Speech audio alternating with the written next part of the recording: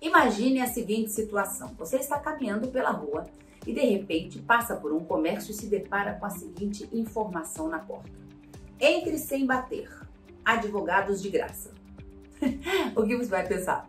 Ah, isso só pode ser piada. Não, isso é fake news. Não, isso é pegadinha. Não, isso pode acontecer sim. E o nome que se dá para essa situação é Defensoria Pública.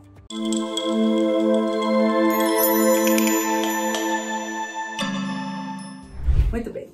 Desde a promulgação da Constituição em 5 de outubro de 88, estados e o Distrito Federal foram obrigados a instalarem no âmbito dos seus territórios as defensorias públicas para o atendimento à população mais vulnerável, a população carente, aquelas pessoas que não têm dinheiro para pagar um advogado sem prejuízo do próprio sustento ou do sustento da sua família, segundo diz a Constituição, para que pudessem exercer um outro direito fundamental, que é o acesso à justiça.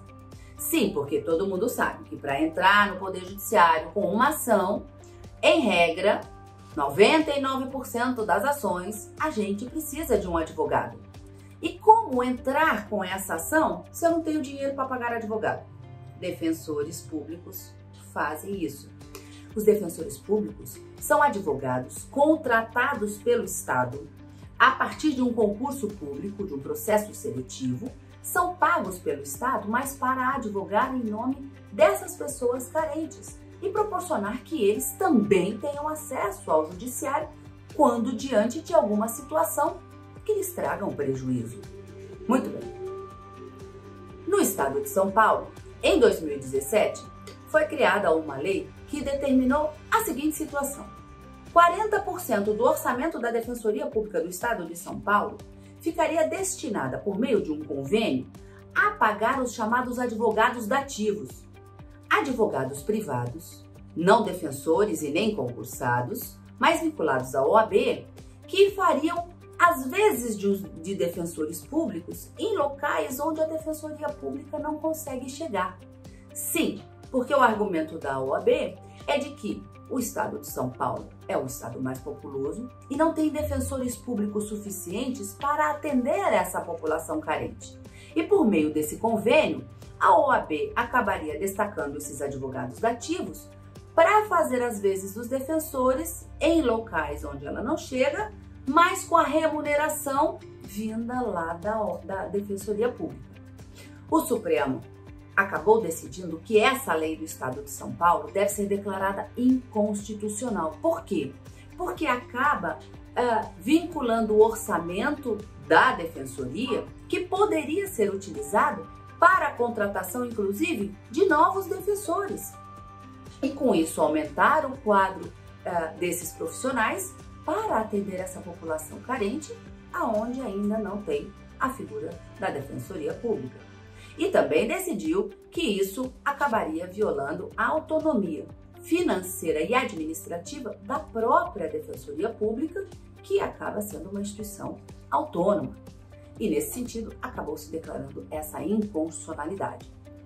Essa semana no Supremo, os ministros também ainda decidiram, nesse mês de março, sobre a responsabilidade das empresas jornalísticas na veiculação de informações falsas, mentirosas, a ponto de decidir o seguinte: se durante uma entrevista ao vivo o entrevistado calunia uma outra pessoa, imputa a terceiros o cometimento de um crime, por exemplo, isso é calúnia, crime contra a honra, a empresa pode vir a ser responsabilizada nas seguintes situações. Veja, ela, para não ser responsabilizada, ela tem que dar o direito de resposta a esse terceiro ofendido, mesmo padrão daquela informação que foi repassada, nos mesmos moldes, padrões e proporções, para que esse terceiro tenha a chance de se defender contra aquela informação caluniosa. A empresa, se agir dessa forma, não será responsabilizada, e principalmente se a entrevista for dada ao vivo, mas tem que dar o direito de resposta. E se essa entrevista for replicada em outras agências ou plataformas digitais, a própria empresa jornalística ela tem o dever de promover a remoção desse conteúdo, ou se ela for provocada pelo terceiro para que esse conteúdo seja removido, se ela não fizer, ela também pode ser responsabilizada. E quando eu falo que essa empresa pode vir a ser responsabilizada, entenda, ela pode vir a ser condenada por dano moral e ter que pagar uma indenização. E ainda, se porventura ficar comprovado que a empresa veiculou aquela informação sabendo que era falsa, agindo de má fé, ou que não apurou a verdade dos fatos e levou aquela informação ao público, aí sim ela poderá ser condenada também por indenização. Então, os ministros agora em março acabaram delineando os critérios objetivos para que as empresas jornalísticas não sejam condenadas por dano moral nessas hipóteses em que acabou sendo trilhada a tese em um recurso extraordinário que acabou sendo julgado.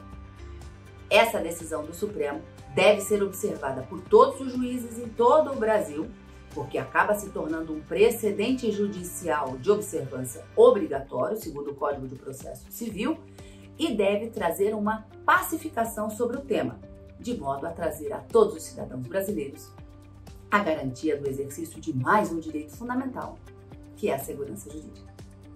Fique com a gente aqui no HJUR e aprenda sempre mais um pouquinho sobre o que acontece no mundo jurídico e um pouco mais sobre o direito. Até a próxima!